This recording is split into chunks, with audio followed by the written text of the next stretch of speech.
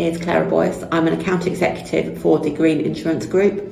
I'm a chartered insurance broker with 20 years experience and undertaking my fellowship with the dissertation on the subject of renovation insurance.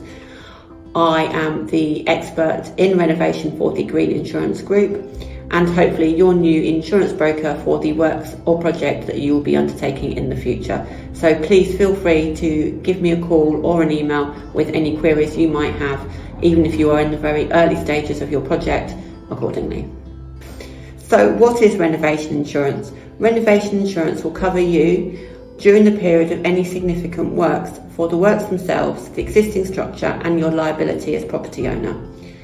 If you're having any kind of works undertaken of a significant amount, which will vary between insurer and policy wording, you need to disclose that you are having the works done to them. This is in order to ensure that you are compliant with the Insurance Act and the terms and conditions of the policy, as many insurers are not able to accommodate works with value varying per policy of anything between £50,000 to £75,000 upwards.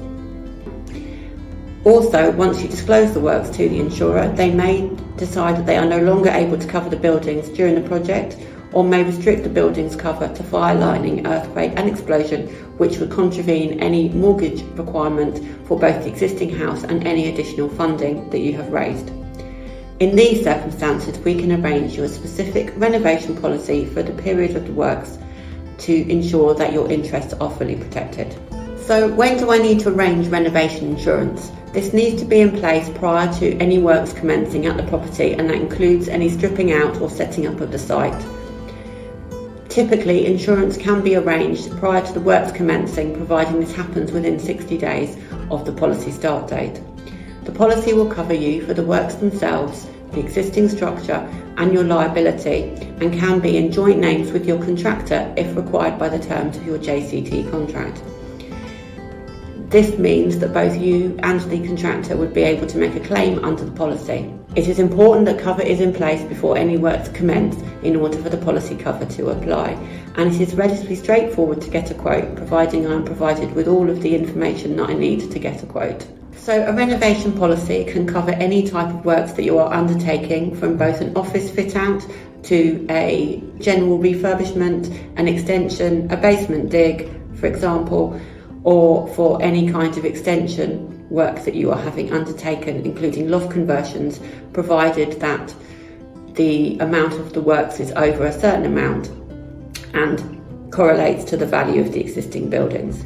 Cover is arranged for the period of the contract, and we always recommend including a contingency period to allow for any delays in the works, which could happen for a variety of reasons, such as the post-pandemic issues with supply, builders' issues with supply chain as well, increasing cost of materials, and simply because you may decide that you want to upgrade the specification from your original anticipated contract.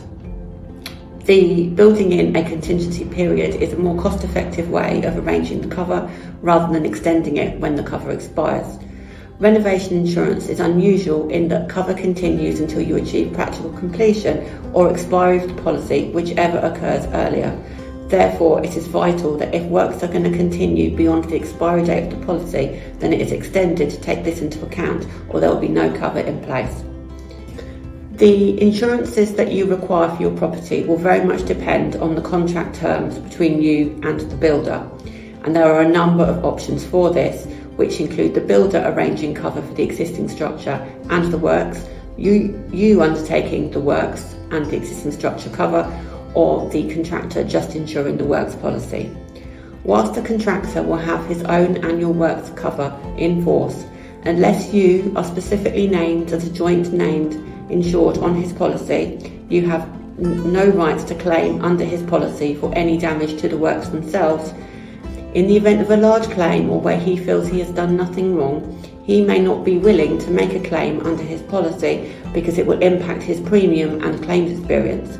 Therefore, you could end up in a long, delayed battle with your builder and his insurers to get your property fixed, especially if it is a very large claim or a claim close to completion of the project.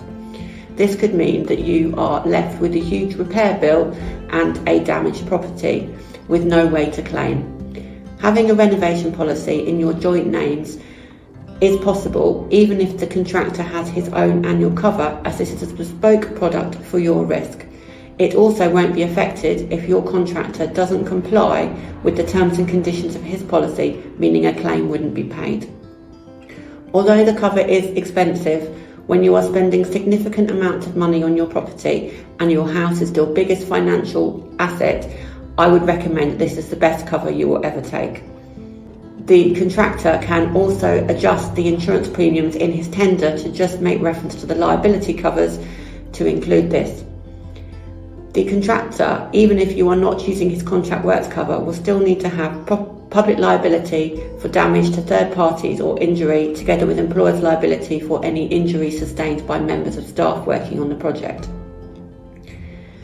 You could also look at taking out non-negligence cover, which is a more complicated area of cover, damage for certain perils to your property and neighbouring properties where there has been no fault on behalf of your contractor, for example subsidence. This should always be taken out when undertaking any kind of basement dig or any piling work, or where there is significant work on the party wall. This will be driven by the party wall awards and what is required by the party wall surveyor, but you can discuss this in more detail with me if required. Property owner's liability is also required for the property and the site, as you still maintain overall responsibility for the site.